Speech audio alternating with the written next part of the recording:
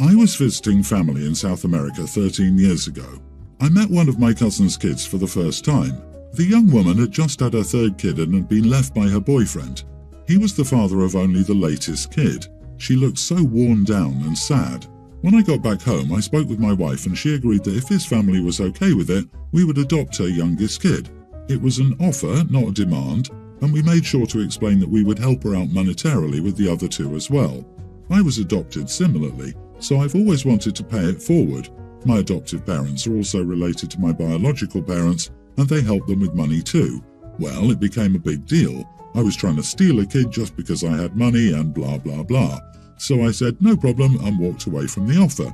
Well, the baby is a young teen now and his mother has had 2 more kids. She's being supported by her mum but not doing great. Her 2 eldest kids are working and going to school, but the teen is a bit of a jerk, I guess, skipping school and hanging out with the wrong people. My family contacted me to see if I could help him by bringing him up here. I passed. There's a big difference between a baby and a young teen troublemaker. Plus, I'm 50 now and don't have the energy to deal with that crap, so I declined. My family down there is upset with me for going back on my offer, so I offered to pay his expenses down there if any of them would take him in. Nobody thought that was a good deal. I feel bad for the kid. I have a fairly good idea of how his life is going to go. I just don't think that I'm the person to fix this problem. Am I the idiot? Not the idiot. They declined, and now that the kid is problematic, they want you to take their child, as a teen, away from his family? Wow, they're honestly some messed up parents. You didn't go back on your offer. They rejected your offer. That was the end of the offer by their choice. Offering to pay expenses is far more than most people would do in this situation. End of discussion.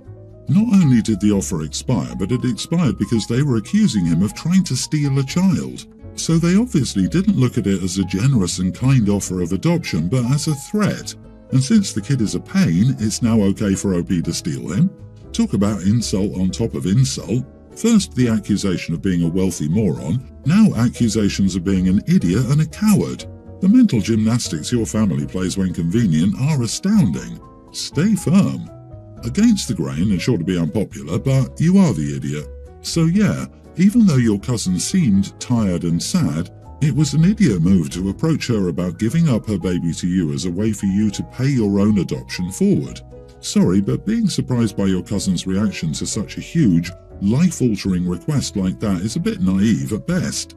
I think that kind of proposal would offend a lot of people. It doesn't make someone an idiot to refuse to give up their baby to a perfect stranger. Exactly, you are the idiot. Your cousin just gave birth. It's a very vulnerable and difficult time. Her boyfriend left her, which made things definitely worse. Of course she wasn't doing that well. If you were genuinely trying to help her, why didn't you ask, hey, is there something I can help you with? Why didn't you offer to buy some supplies for her or give her money? Your help could cost your cousin her baby. I disagree.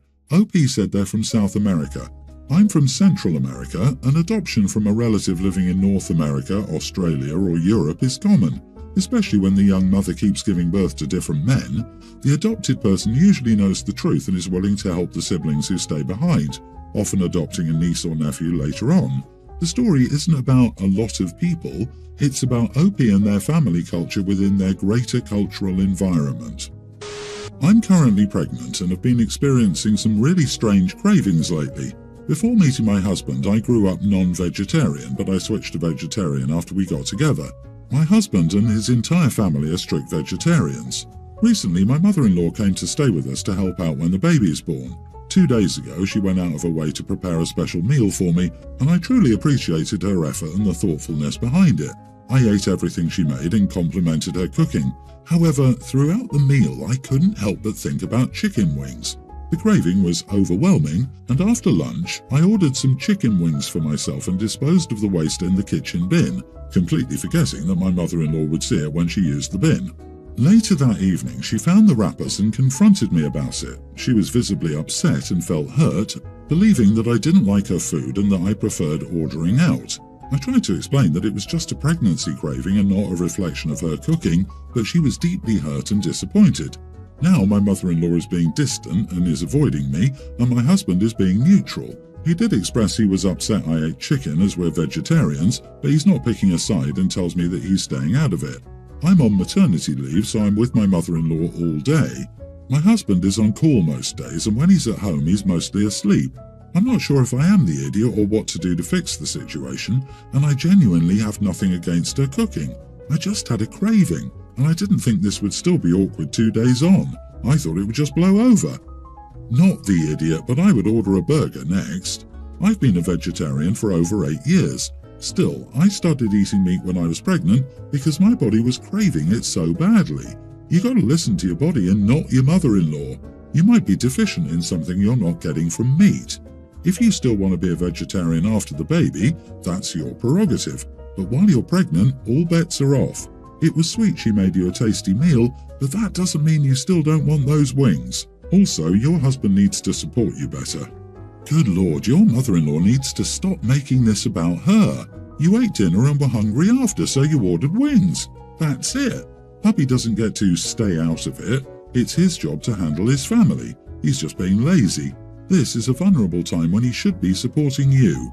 Ultimately, your body is your choice. This is what bodily autonomy is for.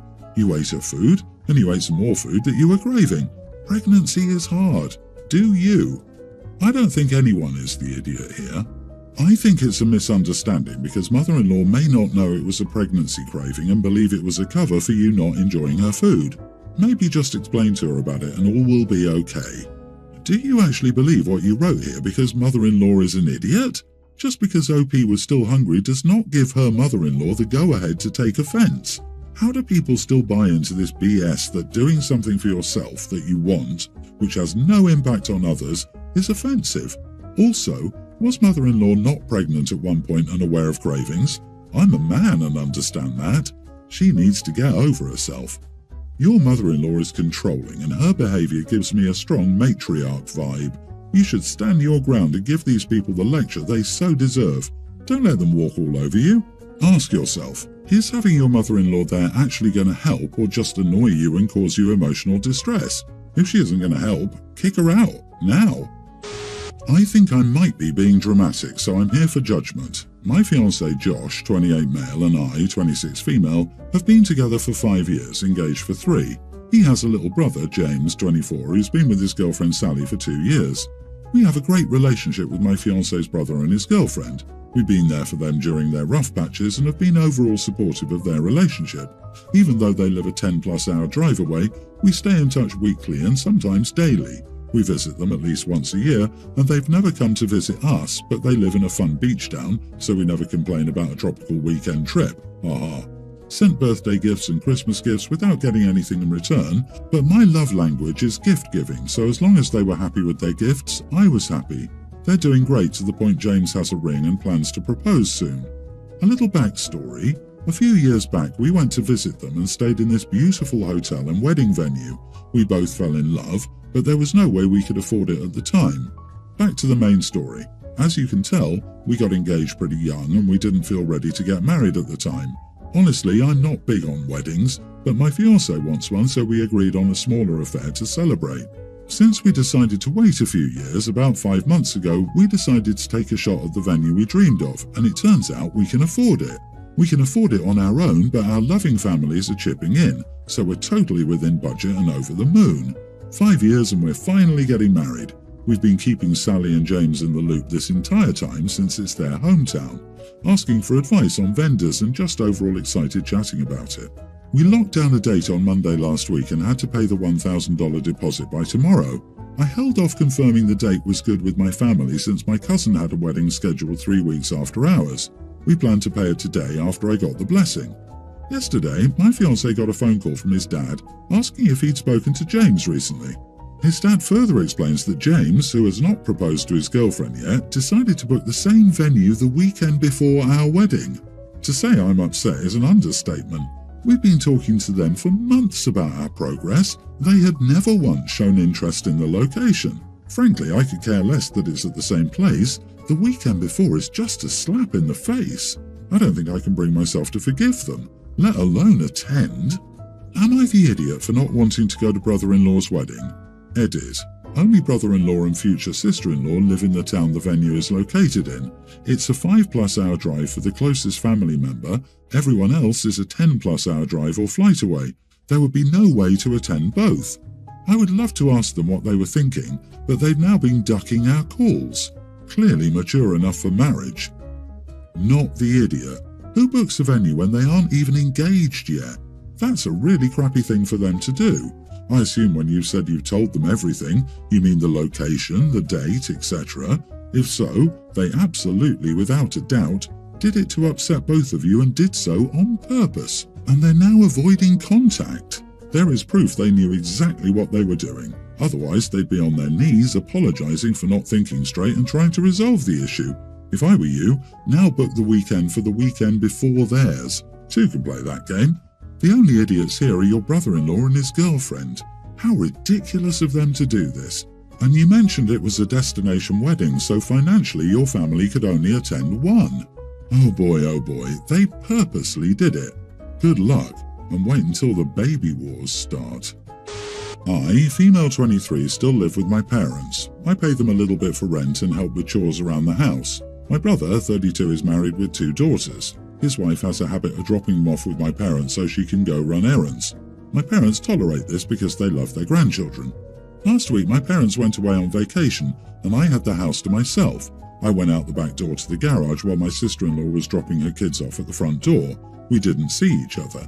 We did see each other when I was getting groceries and she was parking to do the same. The Publix is about 5 minutes from my house, but she tore out of the parking lot like a speed demon. Then the calls started. My parents, my brother, my sister-in-law. Everyone was calling me irresponsible for leaving the girls alone so I could go run errands. I asked each of them when I agreed to watch the girls. Not one of them could say that I had. My brother apologized to me because he thought I'd agreed. He's angry at his wife over this. She thinks I'm an idiot for not just watching them while my parents are out of town.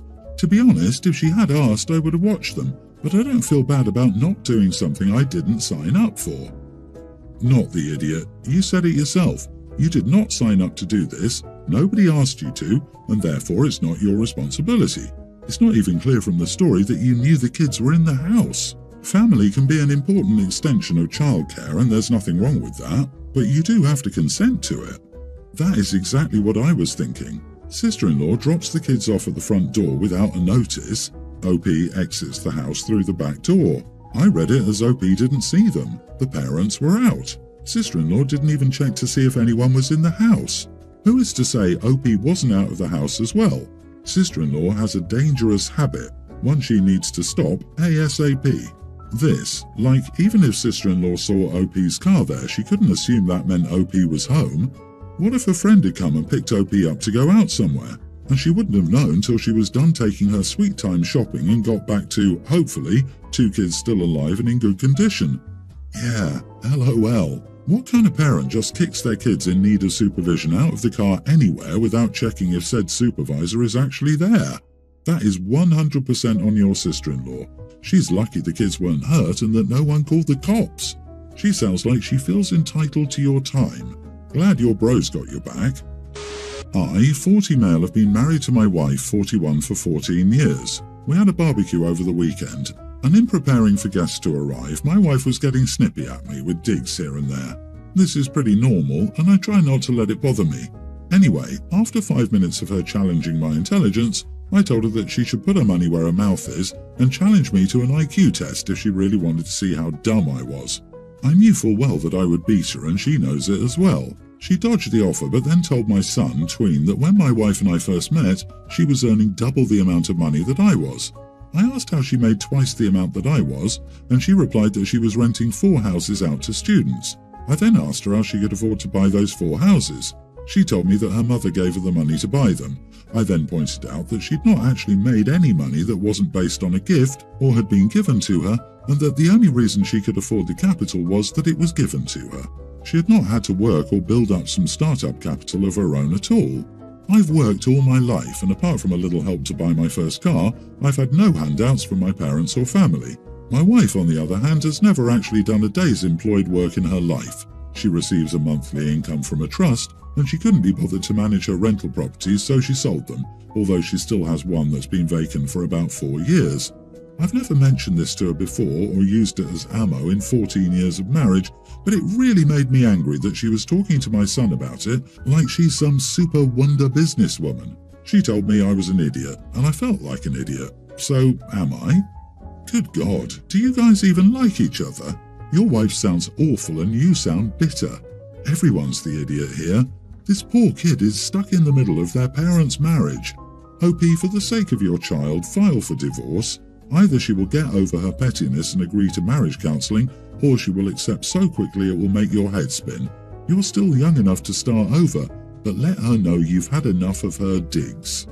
I'm bitter perhaps, I'm just tired in all honesty.